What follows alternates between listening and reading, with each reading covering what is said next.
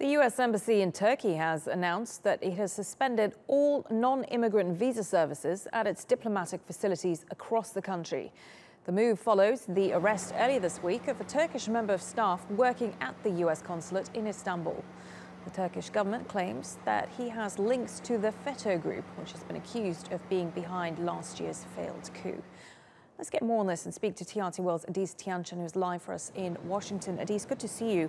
What do you think has prompted this move by the United States?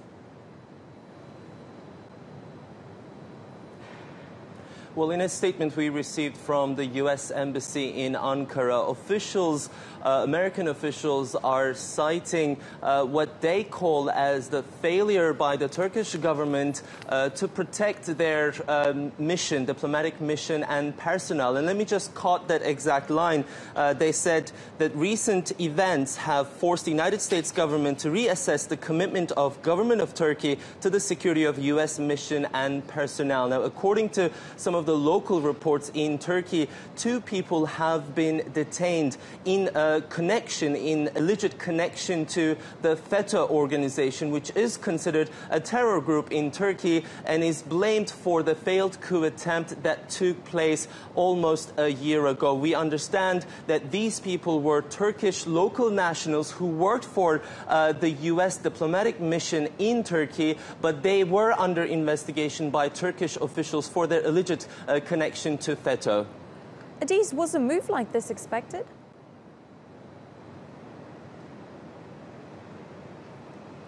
Well, essentially, the issue of FETO has been an outstanding issue, a crisis really between the 2 countries, and it has been on top of the agenda ever since Trump administration took over. I mean, remember as early as May when Turkish President Erdogan made his first official White House visit here in Washington, that was one of the top issues discussed between himself and Trump. And as recent as last month, during the United Nations General Assembly, to have come together once again to discuss the issue of FETO. And United States is in a unique position in that regard because the leader of this cult is still a permanent resident in the state of Pennsylvania. And even though thousands of documents have been sent over to the U.S. judicial authorities in order pushing for his extradition from the United States, no progress has been made. And we also understand over the period of time,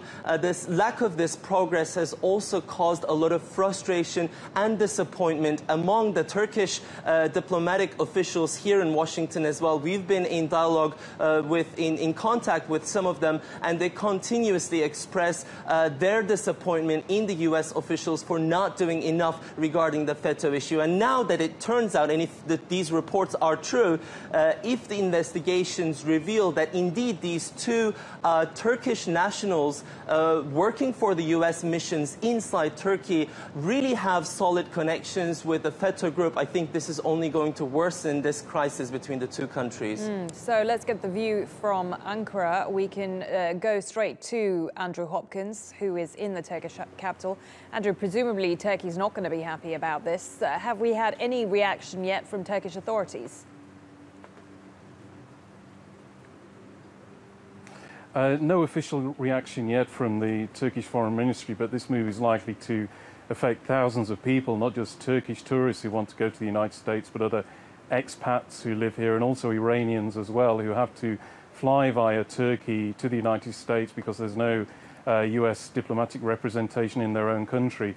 Now, this particular case, although there's no reaction at the moment from the Turkish authorities, they have spoken about this investigation a few days ago when they were speaking about one particular man who's been officially named as Metin Topuz, a local employee at the US consulate in Istanbul. And the presidential spokesman, Ibrahim Kalin, he gave an interview on national television in which he said the reason why this man had been formally arrested at this stage was because there was some evidence with some concrete evidence which needed proper investigation into him.